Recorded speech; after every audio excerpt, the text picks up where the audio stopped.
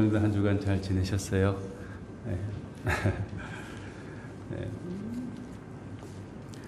오늘은 마가복음 12장 본문 말씀을 통해서 우리에게 하나님께서 기대하시고 바라시는 또 요청하시는 그 생활 삶의 가장 중요한 부분이 어떤 것인가, 이런 것을 한번 나누어 보고 싶습니다. 또 그런 사랑, 그런 하나님의 바람을 우리가 이루어드리기 위해서 어떻게 우리 자신을 변화시키고 집중시켜 가야 될지, 그런 것에 대해서 한번 생각해 보겠습니다. 미국 여론 조사 기관 가운데 퓨 리서치라는 그 센터가 있대요. 그런데 이 센터에서 한국을 포함한 17개 선진국에 대해서 여론조사를 했습니다. 성인 19,000명 대상으로 해가지고 조사를 했는데요. 어떤 것을 조사했냐면은 이 17국에 살아가는 사람들이 자신의 삶을 의미 있게 만드는 가장 중요한 가치를 무엇으로 생각하고 있는가, 이런 것을 이제 설문조사를 해봤어요. 19,000명. 그런데 응답자들 중에서 제일 첫째 번에 중요한 가치로 생각한 것이 가족이었어요. 그래서 38%의 사람들이 가족이 자기 삶에 있어서 가장 소중한 것이고 자기 삶을 의미 있게 만드는 거다, 이렇게 대답했습니다. 두 번째 순위로 25%를 차지한 사람들의 가치가 어떤 것이었냐면은 직업이었어요. 직업. 뭐 돈 많이 버는 직업 뭐 이런 게 아니고, 그 직업을 통해서 자기를 성취시키고 사회에 기여할 수 있고 보람을 느낄 수 있는 그 직업을 나는 가지고 있는가, 그런 것에 대한 관심, 그것이 두 번째 순위를 차지했어요. 그것이 자기 삶의 의미를 부여해준다, 이렇게 생각했고요. 그 다음에 세 번째 있는 것이 물질적 풍요였습니다. 가족과 더불어서 직업의 만족도를 추구하고 또 물질적으로도 이렇게 너무 빈곤하지 않고 풍족하게 풍요롭게 살면 좋겠다라고 말한 사람이 많았다는 거죠. 그게 세 번째 순위였습니다. 그런데 한국인은 이 조사 대상국 중에서 유일하게 자기 삶에 제일 중요한 거다, 퍼스트다라고 손꼽은 게 뭐냐면은 직업도 아니고 가족도 아니었어요. 직업, 가족보다 더 중요하게 생각하는 게 뭘까요? 물질적인 풍요, 돈만 있으면은 내 인생에 성공한 거다. 물질만 가득 차면은 나는 가치 있는 삶을 살았다고 스스로 자부할 수 있을 것 같다, 이렇게 말했다는 거죠. 그러니까 물론 상황에 따라 다 다르겠지만 뭐 A라는 나라, B라는 나라, 또 우리나라 상황이 다 다르긴 하겠지만은, 그러나 다른 나라에 비해서 선진국이라는 다른 나라 사람들에 비해서 우리가 이제 물질적인 만족함, 물질적인 풍요, 이런 것에 아주 지대한 관심을 가지고 있다, 이런 걸 이제 알 수 있겠죠. 근데 본문에 보면은, 우리가 성경 전체에서도 그렇고 본문에 보면은 예수님께서 가장 가치 있고 중요하다라고 생각하시면서 사람들에게 가르쳐 주신 것이 있습니다. 그것이 곧 또 우리의 중요하다고 생각하는 것, 가치 순위의 상위에 있어야 되겠죠.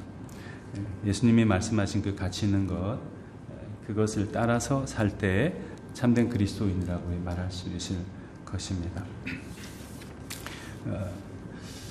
먼저는 이제 세 가지를 나눠서 한번 말씀드려 보려고 하는데, 먼저는 관심입니다.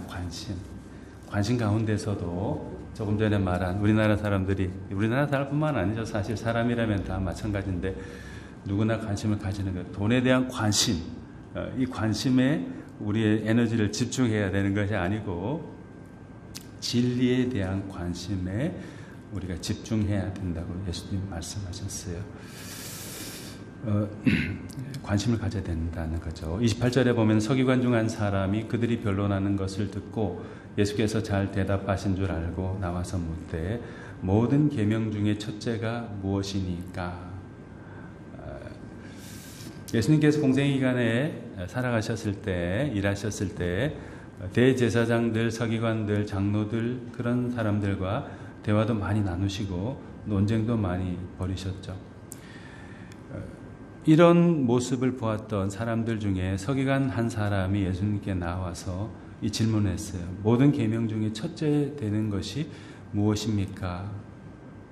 이렇게 이제 물은 거죠. 이 서기관은 예수님께 다른 것 때문에 나간 게 아니고 진리에 대한 관심이 있었기 때문에 자기 인생을 참되게 가꿀 수 있도록 만드는 그 진리가 무엇인지 알고 싶어가지고 예수님께 나아간 것입니다. 관심이라는 걸 사전에 한번 찾아보니까 이렇게 풀이되어 있었어요. 어떤 것에 주의를 기울이는 마음, 주의나 흥미가 자신을 포함한 특정 사람 혹은 사물에게로 향해진 마음의 상태, 이것을 이제 관심이라 일컫습니다. 어떤 것에 주의를 기울이고 있느냐, 어떤 것에 흥미를 가지고 있느냐, 그것을 이제 관심이라고 하는 거죠. 우리는 되게 현실 세계 살아가고 있기 때문에 눈에 보이고 만져지고 계산할 수 있는 것, 또 축적해 갈 수 있는 것들에 대한 관심이 굉장히 많습니다. 공부하는 이유도 내가 대개의 경우는 공부하는 이유 가운데 정말 큰 부분을 차지하는 게 공부를 많이 해가지고 좋은 대학에 가고 좋은 기술을 습득하고 좋은 회사에 취직하고 그래서 좀 돈도 많이 벌고 그래서 나중에 편안하게 지내고 그러면 좋겠다. 그런 생각 때문에 살아가는 경우가 이제 많죠. 그런 데는 관심을 가지고 직업도 구하고 공부도 하고 그런 경우가 많죠. 관심이 그래서 그런 쪽에 이제 쏠리다 보면은 이제 생각들이 물질적인 것으로 너무 치우치게 되고 성경이 말씀하는 또 예수님이 하나님이 기대하시는 것과는 좀 동떨어지는 되는 경우들이 이제 많습니다. 자그만 새싹이 땅에 심겨졌을 때 그런 경우는 자연 상태에서는 그런 경우가 거의 없지만 만약에 이 새싹이 태양을 향해서 자기의 몸을 기울이고 거기에 관심을 집중하면서 하루하루를 보내게 된다면은 이 새싹은 건강한 식물로 자라게 되죠. 나무라면 건강한 나무로 자라서 좋은 열매를 맺게 된다. 자기 본래적인 사명과 자기 생의 가치를 성취해내는 그런 새싹이 되는 거죠. 그런데 거기에는 전혀 관심이 없고 그냥 땅 속에만 무엇이 있을까 관심을 가지면서 거꾸로 하늘을 바라봐야 되는데 땅만 바라보면서 있다면은 그건 오래 살 수도 없죠. 뭐 성장이나 성숙이나 열매와는 전혀 관계없이 아주 불쌍한 인생이 되어가지고 불쌍한 그 식물이 되어가지고 여린 싹에 생을 다할 수밖에 없습니다. 우리의 관심이 무엇에 주어져야 될까요? 우리는 그리스도인이잖아요. 그리스도인이면은 조금은 달라야 되지 않겠어요? 완전히 달라야 되는 거죠, 사실은. 근데 똑같은 관점을 가지고 이렇게 하면 너무 이분법적이긴 하지만 세상 사람들이 좋아하는 그것에만 너무 몰입해 있다 보면은 하늘을 바라볼 그 관심의 눈이 없어지게 되는 거죠. 나중에는 바라볼 방향을 완전히 잃어버리고 반대 방향을 바라보다가 나락으로 떨어져 버리게 많은 것입니다. 관심 갖지 않아야 되는 것들에만 관심 갖다가 문제가 되는 것이고 아주 안타까운 결말을 가지게 됩니다. 우리 자신에 대해서도 우리 사랑하는 자녀들에 대해서도 무엇에 관심을 집중하며 살아야 될까? 인생에 있어서 퍼스트를 무엇에 두어야 될까? 이걸 잘 스스로 생각하고 또 모범으로 보여주고 또 가르쳐주고 그렇게 해야 될 것입니다. 그래야 바른 관심을 가지고 하나님이 주시는 은총 속에서 건강하게 자라고 바람직한 삶의 열매를 맺고 자신과 타인들에게 기쁨이 되고 또 하나님께는 영광이 되는 인생을 살 수 있는 거죠. 똑같은 관심을 가진 사람은 교인은 될 수 있어도 교회 왔다 갔다 하는 사람은 될 수 있어도 성도, 거룩한 백성, 거룩한 무리, 구별된 사람은 결코 될 수가 없습니다. 나의 관심이 지금 어떤 것에 많이 집중되어져 있는가, 어떤 부분에 관심을 두고 살아가고자 하는가, 이것을 한번 다시 점검해 보면서 우리의 관심사가 주님의 관심사와 일치해 가도록 노력하는 것이 필요하리라 생각합니다. 그런데 이런 관심을 우리 것 자기화하기 위해서는 선택이라는 것을 해야 되죠. 여러 가지가 많이 있어요. 그런데 모든 사람들이 자기가 가치 있다는 것을 선택하게 되거든요. 다른 건 이제 조금 소홀히 하거나 경우에 따라서는 완전히 버리죠. 그리고 제일 중요하다고 생각하는 그것 하나를 선택하게 되죠. 그리고 거기에 집중하면서 살아가게 되죠. 선택과 집중, 그것이 중요한데요. 예수님은 또 성경 말씀 전체가 그런 말씀을 강조하죠. 주 너의 하나님을 사랑하라, 이렇게 말했습니다. 구약 성경도 그렇게 말하고 신약 성경도 말했어요. 구약의 예언자들도 그렇게 말했고 신약의 예수님을 비롯한 사도들도 성도들도 주 우리 하나님을 사랑해야 된다라고 했어요. 다른 것을 선택하고 집중하지 말고 하나님을 선택하고 거기에 집중하면서 하나님에 대한 사랑을 회복해 나가야 된다고 말씀하셨고, 그 회복을 위해서 하다 안 되니까 결국은 예수님께서 우리 가운데 오셔서 자기의 몸을, 생명을 주시면서까지 진리 하나님 그리스도에게 집중하고 그것만을 선택할 수 있도록 사람들에게 모범을 보여준 것이죠. 트레빈 왁스라는 분이 쓴 책 가운데 우리 시대의 6가지 우상이라는 책이 있는데, 현대인들이 숭배하고 사모하는 우상들에 대해서 이 책에서 말하는데요. 어떤 게 있을까요? 6가지 우상. 현대인이 숭배하고 따르고자 하는, 사모하는 우상들. 먼저는 자기 자신. 물론 자기 자신을 존중하고 사랑하고 아껴야 되죠. 그러나 관심이 자기에게만 너무 집중되다 보면은 다른 사람의 아픔을 돌아볼 수 없죠. 또 자기 안에 너무 고여 있으면은 하늘을 바라볼 수가 없어요. 그런데 현대인은 자기 자신에게만 너무 집중되어 있고 자기 자신을 유익하게 하는 것이면 무엇이든지 선택하려고 한다. 그것이 병폐가 되어서 현대인을 연약하게 만들고 죽이고 상대를, 사회를 망가뜨린다. 트레빈 왁스라는 분이 말했어요. 또 성공이라는 가치를 또 숭배한다, 사모한다, 우상으로 삼고 있다고 이 트레빈 왁스라는 분이 말하는데요. 성공하는 거 누구나 좋아하죠. 매일같이 꼴찌로 이렇게 따라가면서 겨우겨우 연명하면서 사는 것보다 성공해서 자신도 만족하고 또 누군가에게 그 성공의 열매들을 나눌 수 있다면 좋죠. 그런데 무조건 성공해야 된다, 성공할 수 있다면 뭐든지 다 할 수 있고 또 뭐든지 다 처단할 수 있다, 이런 식이 돼버리면은 안 되죠. 그러면 인간성을 잃어버리게 되는 거죠. 나도 잃어버리고 나의 인간성도 잃어버리고 상대도 잃어버리죠. 하늘은 뭐 더할 나위 없죠. 성공이라면 뭐든지 다 할 수 있는 그런 사람들이 현대인들 가운데 무수히 많다. 왜냐하면 성공이 우상이기 때문에. 이렇게 말했어요. 세 번째 우상이 뭐냐면은 돈이에요. 다 비슷한 거긴 한데 성공하고 돈 되는 일이면 뭐든지 다 할 수 있다 생각하면서 또 그걸 열심히, 그게 뭐가 그렇게 좋은 일이라고 열심히 충성하는 사람들이 있어요. 돈이면 뭐 가족이고 뭐고 친구고 뭐고 다 필요 없다. 돈만 있으면 다 되지. 돈 가지고 안 되는 게 뭐가 있을까?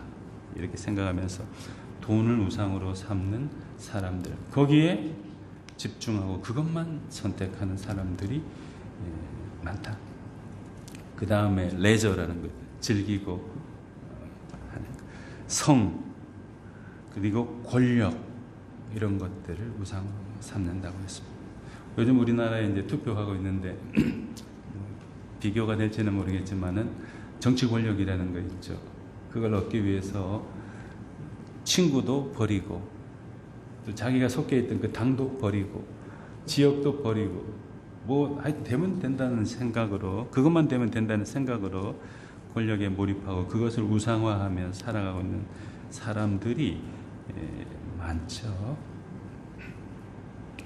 이렇게 트레빈 왁스가 말한 자기 자신에 대한 지나친 집중, 성공과 돈, 레저, 그리고 성과 권력에 대한 지나친 집착과 몰입하는 것, 그것만을 선택하면서 살아가는 것은 온전한 삶이 아니고 또 성경에서 말씀하는 하나님의 뜻도 아니죠.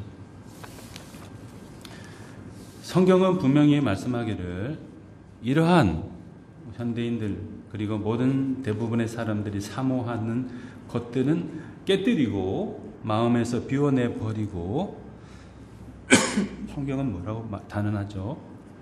주 너의 하나님을 사랑하라 이렇게 말했어요. 이것이 가장 큰 계명이라고 말했어요. 고린도 교회에 사도 바울이 이렇게 권면했습니다. 고린도후서 6장 15절 상반절에서 18절 말씀까지인데요. 그리스도와 벨리알이 어찌 조화되며 하나님의 성전과 우상이 어찌 일치가 되리요. 우리는 살아계신 하나님의 성전이라. 이와 같이 하나님께서 이르시되 내가 그들 가운데 거하며 두루 행하여 나는 그들의 하나님이 되고 그들은 나의 백성이 되리라. 그러므로 너희는 그들 중에서 나와서 따로 있고 부정한 것을 만지지 말라. 내가 너희를 영접하여 너희에게 아버지가 되고 너희는 내게 자녀가 되리라. 전능하신 주의 말씀이니라. 아멘. 고린도 교회에 얼마나 그 삶을 윤택하게 생각한다라고 여겼고 확신했던 것들을 쫓아가지고 살은 그런 사람들이 많았으면 이런 말을 했을까요? 성도 가운데서도 하나님 보셨을 때 우상과도 같은 그런 것들을 추구하면서 살아가는 사람들이 얼마나 많았으면 사도 바울이 사랑이 많았던 그 사도 바울이 이렇게 말씀했겠어요. 너희가 벨리알을 언제까지 쫓아다니려고 그러느냐? 그리스도와 벨리알이 어떻게 조화가 될 수가 있느냐? 벨리알은 그리스도와 병립할 수 없다. 벨리알을 버리고 그리스도를 선택하라. 고린도 교회 성도들이요. 우상과 하나님의 성전이 어떻게 같이 있을 수 있느냐? 하나님의 성전에 어떻게 우상이 있을 수 있느냐? 우상을 치워버리라. 이렇게 말했죠. 왜냐하면은 우리는 하나님을 섬기고 예수님을 섬기는 우리는 하나님의 성전이기 때문에 그런 우상, 벨리알과 같은 그런 것들 다 버리라고 이렇게 말씀한 것이죠. 나는 단순한 일반 사회를 살아가는 사회인이 아니에요. 성공을 지향해서 앞만 보고 달려가는 그런 사람도 아니에요. 고린도 교회 성도님들에게 말씀했듯이 우리는 살아계신 하나님의 성전입니다. 그렇기 때문에 우리 이 성전에 하나님을 모셔야 돼요. 다른 여러 가지 가치들 가운데 하나님이라는 절대 가치를 그 존재를 우리 가운데 선택해서 모셔드리고 그분께 집중하면서 하나님을 사랑하라는 그 가장 큰 계명을 지켜나가기 위해서 열심을 내는 우리가 돼야 되겠죠. 오늘 주일인데 우리 어릴 때 놀러 가자, 교회 가봐야 맨날 뭐 거기서 거긴데 우리 저기 가서 재밌는 거 하고 놀자. 그러다가 뭐 가버리고 그런 경우들 많죠. 많았죠. 선택과 집중을 잘못한 것이죠. 우리는 바른 선택과 집중을 하면서 주 너의 하나님을 사랑하라 말씀하신 그 말씀을 새겨 듣고 하나님에 대한 사랑, 깊고 확고한 사랑을 회복하면서 그 사랑에 집중하고 다른 많은 것들 가운데 그것을 선택하면서 살아가는 그런 우리가 되어야 되겠습니다. 그리고 예수님이 말씀하신 가장 큰 계명 가운데 놓칠래야 놓칠 수 없는 붙잡아야만 하는 것이 바로 이웃에 대한 긍휼과 사랑이죠. 이것만큼 큰 계명은 없다라고 예수님께서 말씀했습니다. 둘 중에 하나. 31절에 보면 둘째는 이것이니 내 이웃을 내 자신과 같이 사랑하라 하신 것이다.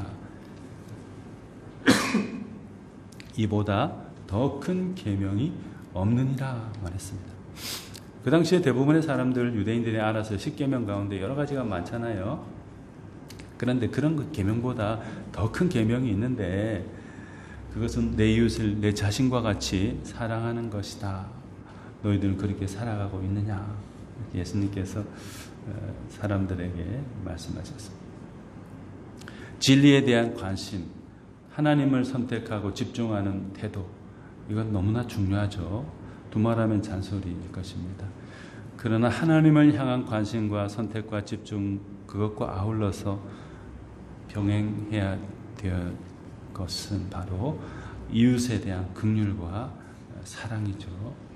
하나님을 사랑한다고 하면서 가족이나 이웃을 미워하고 저주하고 죽이려 드는 사람이 있다면 온전한 신앙인이라고 할 수 없죠. 이웃에 대한 관심과 사랑, 긍휼히 여기는 마음 없이 신앙생활을 잘 해나갈 수 있다. 거짓말이에요. 있을 수 없는 일이에요. 조금 극단적인 비유긴 하지만은 사회에서 온갖 꼼수를 다 써가지고 뭐 때로는 사기도 치고 남을 막 망하게 하면서 돈을 많이 벌어서 교회 11조를 많이 하고 뭐 건축하는데 헌금을 많이 했다. 바람직한 일일까요? 그런 돈에 의해서 지어진 그 교회당에 하나님이 계시기를 기뻐하실까요? 전혀 안 그럴 거예요. 아주 조그만 한 칸방에서 예배드려 바글바글하게 모여서 예배를 드리더라도 서로 사랑하고 어떻게 하면 저 사람을 도와줄 수 있을까 하고 자기 걸 털어가지고 주는 그런 사람들이 모인 그 조그만 교회가 교회당 예배당이 하나님 기뻐하시는 것이겠죠. 이웃에 대한 긍휼과 사랑이 있어야만 교회고 하나님의 기뻐하시는 공동체가 될 수 있는 거죠. 성경에 보면은 이웃사랑 또 이웃에 대한 의무에 대해 그것과 관련된 성경 말씀들이 굉장히 이제 많이 나와 있어요. 제가 여러 군데를 한번 찾아봤는데 레위기 하면은 주로 제사문서라고도 불릴 만큼 여러 가지 이제 뭐 전례라든지 이런 것, 법칙 이런 것들이 많이 있어요. 그런데 그 레위기 19장 18절 말씀에 보면은 이런 말씀이 있습니다. 원수를 갚지 말며 동포를 원망하지 말며 이웃 사랑하기를 내 몸과 같이 하라. 나는 여호와니라 했습니다. 꼭 원수를 갚아줘야 될 사람이 있겠지만 그런 생각하지 말고 살아가도록 해라. 원망하지 말고 그를 불쌍히 여기고 안타까워하면서 이웃 사랑하기를 네 몸 사랑하는 것 같이 하라. 나는 여호와이니라. 내가 부탁하고 바란다. 그렇게 살도록 하라고 이웃에 대한 긍휼과 사랑의 실천을 이 제사 문서라고도 할 수 있는 레위기에 기록해 두었어요. 마가복음 12장 31절에는 우리가 너무나도 잘 아는 예수님 말씀 있죠. 둘째는 이것이니 내 이웃을 내 몸과 같이 사랑하라는 것이라. 이에서 더 큰 계명이 없느니라. 네가 네 자신을 아끼고 사랑하듯이 잘 돌보려고 하듯이 네 이웃도 동일한 마음으로 아껴주고 보살펴 주도록 해라고 예수님께서 말씀하셨어요. 또 로마 교회의 사도 바울이 로마서 13장 10절에서 사랑은 이웃에게 악을 행하지 아니하나니 그러므로 사랑은 율법의 완성이니라 했습니다. 이웃 사람들에게 악을 행하지 마라, 나쁜 짓 하지 마라 하는 거죠. 그를 힘들게 하고 괴롭게 하고 그 인생을 망가뜨릴 수 있는 악한 행동, 말, 생각들 절대 퍼뜨리지 말라, 하지 말라 했습니다. 로마서 5장 1절에서는 우리 강한 자가 마땅히 연약한 자의 약점을 담당하고 자기를 기쁘게 하지 아니할 것이라 했습니다. 힘이 있다고 약한 사람을 괴롭히거나 무시하지 말고 도리어 그가 필요한 부분이 무언가를 살펴서 그를 도와주고 그의 약한 점을 네가 담당해 주도록 해라. 너만 기쁘게 하지 말고 그를 기쁘게 하는 사람이 되라고 말씀했죠. 그 외에도 많습니다. 우리 각 온 율법은 내 이웃 사랑하기를 내 몸같이 하라 하신 한 말씀에 있다. 출애굽기에는 이런 말씀이 있는데 요한 말씀만 읽어드리겠습니다. 내가 출애굽기 23장 4절 5절 말씀인데요. 내가 만일 내 원수의 길 잃은 소나 나귀를 만나거든 반드시 그 사람에게로 돌릴지며 내가 만일 너를 미워하는 자의 나귀가 짐을 싣고 엎드러짐을 보거든 삼가 버려두지 말고 그를 도와 그 짐을 부리울지라. 이게 뭐 부정적인 의미에서 자본주의적인 사고로 이걸 평가하면 엉터리 말이죠. 원수 같은 사람이 있는데 만일 그 원수 같은 사람이 기르는 소나 나귀가 길을 가다가 잃어버렸다.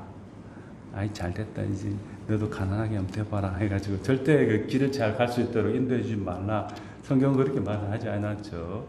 원수 같은 사람이 잃어버린 소나 나귀라도 그 사람에게 잘 돌아갈 수 있도록 도와주라 이렇게 말했습니다. 또 아주 미워하고 자기를 미워하고 자기도 미워하는 마음이 막 들게 하는 그런 사람이 기르는 나귀가 짐을 싣고 가다가 너무 무거워서 그런지 좀 약해서 그런지 엎어져 버렸다. 그러면 잘됐다. 죽어라 나귀야 이렇게 말하는 게 아니고 삼가 버려두지 말고 그를 도와 그 짐을 부리울지라 도와주라고 말한 거죠. 에베소 교회 성도들에게는 바울 사도가 서로 인자하게 하며 불쌍히 여김으로 서로 용서하기를 하나님이 그리스도 안에서 너희를 용서함같이 하라 이렇게 말씀했습니다. 서로 불쌍히 여기고 용서하고 인자한 태도로 상대를 만나도록 하라고 그리스도인들에게 사도 바울이 권면했습니다. 이런 이웃에 대한 긍휼과 사랑이 있을 때 우리가 하나님의 사람으로 온전하게 살아갈 수 있다 이렇게 말씀할 수 있겠죠. 현대 사회는 무한 경쟁의 사회라고 합니다. 어떤 효율적인 무기로 단번에 전승을 할 수 있을까? 그것을 평생 연구하는 분들이 계세요. 물론 그런 것도 필요할 수도 있긴 하겠지만 최소의 투자로 최대의 효과를 거둘 수 있는 무시무시한 무기를 만들어내는 과학자가 최고의 과학자가 될 수 있죠. 부정적인 측면에서 그렇습니다. 부정적인 측면에서 또 어떻게 경제를 운용해야 내가 속해 있는 그 집단이 최고의 엘리트 집단으로 상승할 수 있을까? 그걸 열심히 연구해가지고 남은 다 망하더라도 자기만 하도록 하면 자기 집단만 성공하도록 하면 그 사람은 또 최고의 엘리트가 되죠. 부정적인 의미에서 그렇습니다. 좀 삐뚤어진 시각에서 본다면 기술 전쟁도 마찬가지죠. 테크놀로지. 남을 짓밟고 일어서야 다 쟤보다 내가 더 강력한 무기를 단번에 제압할 수 있는 무기를 가지고 있어야 성공하는 사회, 살아남을 수 있는 아주 무시무시한 사회가 오늘 우리가 살아온 이 사회가 됐어요. 이런 사회에 뭐가 가장 필요할까요? 쟤보다 더 엄청나게 큰 속도도 굉장히 빠르고 파괴를 가장 강력한 무기를 최대한 빨리 만들어내는 게 필요할까요? 아니죠. 그것은 예수님의 말씀, 성경의 말씀 되어 있습니다. 사랑이죠, 사랑. 약한 사람, 어려움을 당한 사람에 대한 관심을 가지고 그를 사랑해 주는 것이죠. 그를 북돋워 주고 하나님 사랑하듯이 그도 사랑하도록 열심히 노력하고 긍휼을 베풀고 그래서 그런 사랑 속에서 함께 윈윈하고 하나님을 알아갈 수 있도록 돕는 게 그리스도인의 역할이고 사명이고 교회의 또 사명입니다. 우리 교회도 우리 모두도 그런 일을 담당해 나가는 그런 우리가 되면 좋겠습니다.